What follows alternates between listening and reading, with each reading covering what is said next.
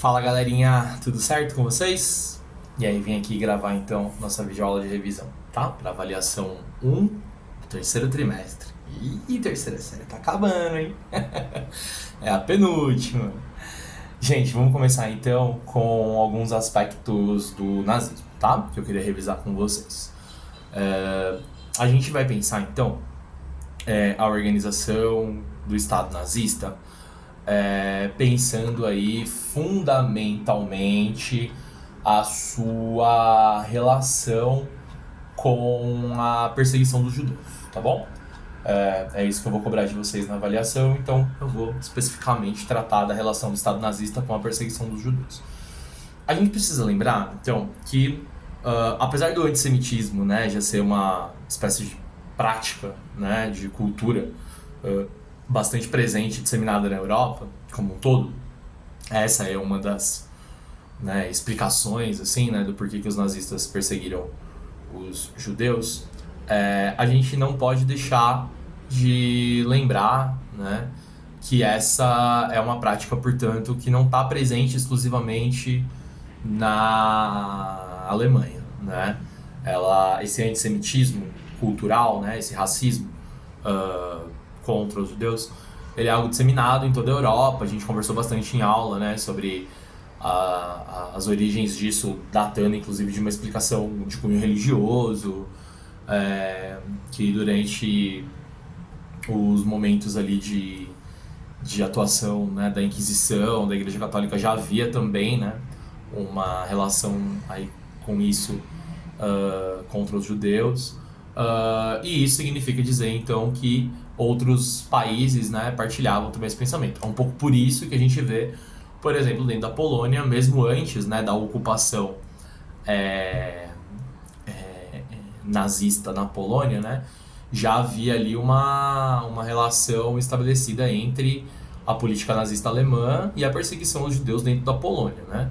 Tanto vai ser assim que a experiência dos guetos ela vai, né, ser muito centrada no caso da Polônia. O gueto mais importante é o gueto de Varsóvia.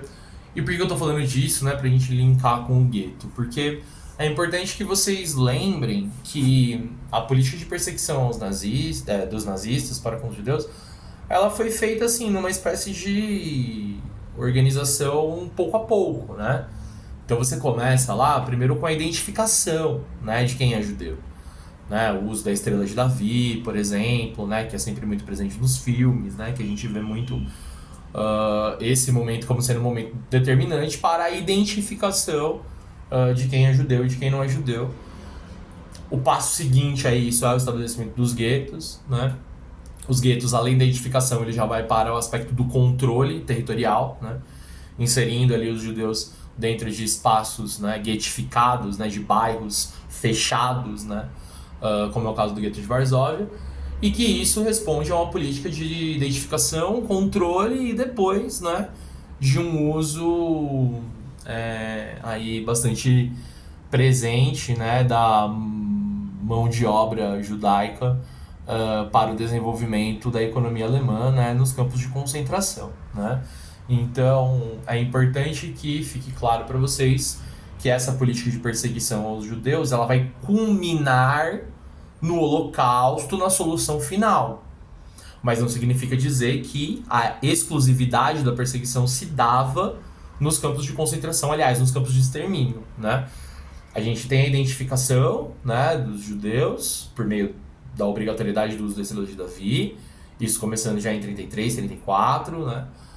Na Alemanha e fora dela, a Polônia, né? Então lembrem-se, né, do caso da Polônia, que é bastante emblemático para a gente entender esse antissemitismo, né, presente em outros lugares. Depois da identificação, a gente tem o estabelecimento dos guetos, né? Depois do estabelecimento dos guetos, os campos de concentração, né, de trabalho forçado. E por fim, só o extermínio dos judeus, né? E permeando tudo isso, além desse antissemitismo, a questão econômica, né, gente? O uso da mão de obra judaica e a apropriação indevida dos bens, dos valores que os judeus possuíam ali.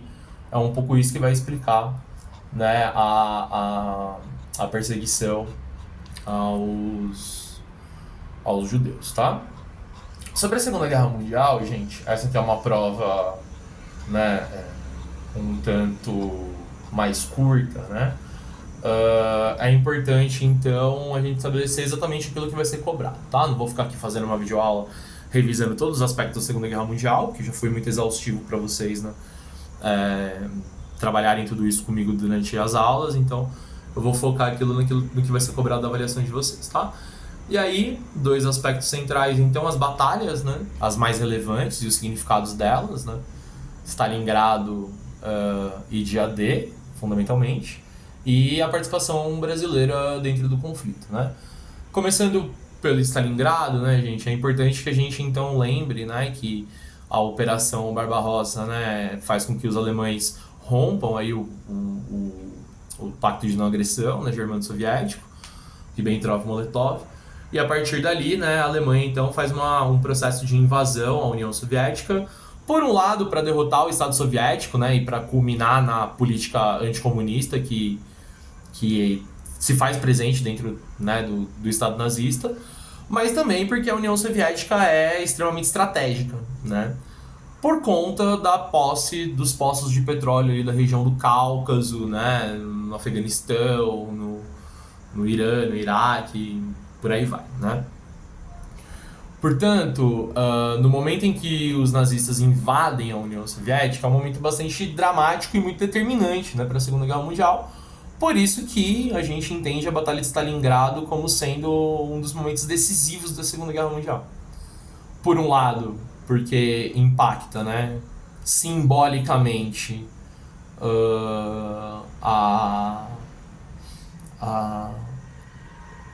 a primeira derrota, né, que a Alemanha nazista sofreu, né? Vitória, só tem a primeira derrota em Stalingrado, né? A resistência soviética ali, ela é bem emblemática, porque lembrem-se, também simbolicamente, Stalingrado é literalmente a cidade de Stalin. Então a propaganda, né, que seria feita caso os nazistas tivessem vencido seria gigantesca, né, simbolicamente falando. E, simbolicamente falando, foi muito importante para a União Soviética, né, para o Stalin, propriamente dito, conseguir defender a cidade que levava o seu nome, né? Então, para além disso, é estrategicamente muito importante, porque ela vai impedir que os alemães se apossem, né, dos poços de petróleo tão fundamentais para o conflito, né? A gente também, né, olhando aí pro dia D, né, que também é uma batalha bastante importante, mas lembrem-se então, né, que o dia D representa, né, a ação norte-americana, liderada pelos norte-americanos, com a participação de tropas inglesas também na libertação da França a partir do desembarque na Normandia, né? Por que essas duas batalhas são tão importantes? Porque primeiro vencido Stalingrado, começa o processo, né, de leste para oeste, atacando ali a fronteira leste da Alemanha. E o dia D, libertação da França, e posteriormente os exércitos aliados eles já vão embicar ali para a Alemanha, sufocando, né, o exército alemão, trazendo duas frentes de batalha para a Alemanha, e isso vai ser fundamental, né, para a derrota alemã durante a Segunda Guerra Mundial, né? No meio disso tudo, a participação do Brasil na Segunda Guerra Mundial, bastante contraditória, bastante complexa de ser entendida. Lembrem-se, né, que o Brasil, do Estado Novo, tem, ideologicamente falando, uma presença ali muito forte, né, de pessoas que são adeptas ideologicamente ao nazismo. Filinto Miller, chefe da repressão, né, do Vargas, talvez seja o melhor exemplo disso, mas não só, né. Bom, então, diante disso tudo, o que faz o Vargas entrar na guerra, né, fazer o Brasil entrar na guerra contra os alemães, né, contra o eixo do lado dos aliados? Estabelecimento de uma relação econômica, né? O estabelecimento de uma relação na qual os Estados Unidos eles ofereceriam, né, uma certa importância aí de dinheiro que serviu para o Estado Novo, né, para o Vargas desenvolver as indústrias de base, né, brasileiras, e em troca disso o Brasil então participaria, né, da Segunda Guerra ao lado dos aliados. Brasil que teve uma participação sempre importante, né? Vamos lembrar que não apenas, né, com relação a, a libertação, né, da Itália, né, mas que também é muito importante, né, mas também, né, com a concessão dos portos, né, das bases da Marinha Brasileira para os norte-americanos, né? Mas, independente da participação brasileira ter sido realmente importante, a gente precisa lembrar disso, né, simbolicamente muito importante, não temos muito o que discutir. A questão era um interesse econômico do Vargas, né, e é para isso que ele vai se aliar com os aliados, né, esperando obter aí recursos econômicos dos Estados Unidos, tá? E já que a gente está, né, em Vargas, vamos terminar agora a revisão falando um pouquinho sobre ele, né?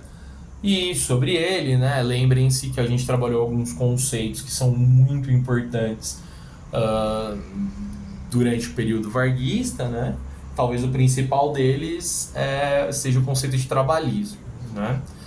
Um conceito que a gente entende, né, de maneira dialética, que se desenvolve ali uma relação entre a concessão de leis trabalhistas por parte do Estado, esperando que a partir das concessões das leis trabalhistas, estes trabalhadores e essas trabalhadoras estejam, né, de certa forma, controladas pelo Estado, né?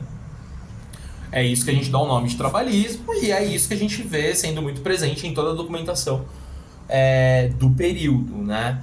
Essa relação em que se queria, né, uma classe trabalhadora mais dócil, menos potencialmente, né, revoltosa, como é a tradição, ou como era até então a tradição da classe trabalhadora brasileira.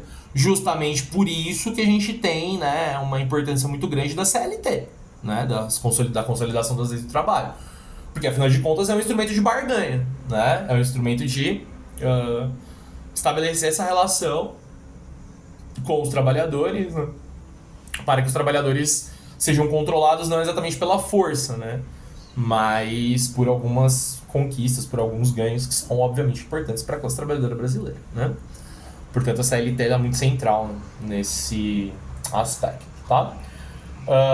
Falando do Vargas também é muito importante, né, para a gente fechar aí a nossa revisão, a questão da própria implementação, né, do Estado Novo, ou seja, a implementação da ditadura do Getúlio Vargas, né? E justamente é por isso, né, que a gente precisa entender a centralidade do Plano Cohen dentro desse surgimento, né, dessa ditadura, né? E dentro do surgimento dessa ditadura, a gente sabe que o Plano Cohen ele foi, né, foi assim, utilizado como uma espécie de justificativo, né, diante do ambiente polarizado, né, que o Brasil vivenciava naquele período, com a ação integralista brasileira, principalmente, né, com a ação da Aliança Nacional Libertadora, o movimento da intentona comunista, né? Tudo isso foi bastante fundamental para que o Vargas utilizasse uma mentira, né, um plano falso. Lembrem-se que o Plano Cohen é um plano falso, forjado, né, pelo próprio Olímpio Mourão Filho, para justificar a permanência do Vargas no poder, né? Então ele se utiliza, né, deste plano forjado para dar um golpe, contando com o apoio da população brasileira, que o apoiava fortemente, principalmente acionando aí o medo, né, do fantasma comunista. E, né, por fim, uma vez implementado o Estado Novo, além das questões, né, que a gente já comentou que tem a ver com o desenvolvimento da indústria nacional, né, o Estado Novo foi o momento em que o Vargas promoveu um processo de industrialização, né, depois de todas as políticas voltadas para os cafeicultores que visava, né, a estabilização da crise financeira brasileira, a volta do crescimento da economia, o fortalecimento de um mercado consumidor interno. o Vargas ele vai, durante o Estado Novo, empreender a política de industrialização brasileira, utilizando o Estado como agente do processo de industrialização, né? E no plano político, o Estado Novo é uma ditadura, né? Uma ditadura que se centra no tripé propaganda, censura e repressão, né? A repressão em cargo aí, né, principalmente das suas polícias políticas, né? Filinto Miller é fundamental, estabelecendo aí essa prática de perseguição aos indesejados. Luiz Carlos Prestes, Graciliano Ramos, Olga Benário Prestes foram vítimas, né? Foram alvos desse processo de repressão. Do ponto de vista da censura, o Estado de São Paulo foi, sem sombra de dúvidas, o jornal mais censurado, né? O maior crítico do Vargas também, evidentemente, né? O jornal que leva o nome do Estado, que foi prejudicado, né? Que perdeu seus privilégios com a ascensão do varguismo. E, por fim, a propaganda, que, sem sombra de dúvidas, é o aspecto mais importante, né? Por conta do DIP, do Departamento de Imprensa e Propaganda, que agia de modo a criar uma imagem positiva sobre Getúlio Vargas, né? É por isso que o Estado Novo, apesar de ser uma ditadura, no período e mesmo até os dias de hoje, continua sendo lido aí, né, com uma certa passada de pano, né, podemos dizer assim. Como diria uma professora da qual eu gosto muito e compartilho a tese, ditadura é ditadura, né? Não importa o que o Vargas tenha feito de positivo, possivelmente, ditadura é ditadura. Mas enfim, não é sobre isso a gente já discutiu. E de resto, boa prova pra vocês. Um beijão, tamo junto. Tudo nosso e nada deles.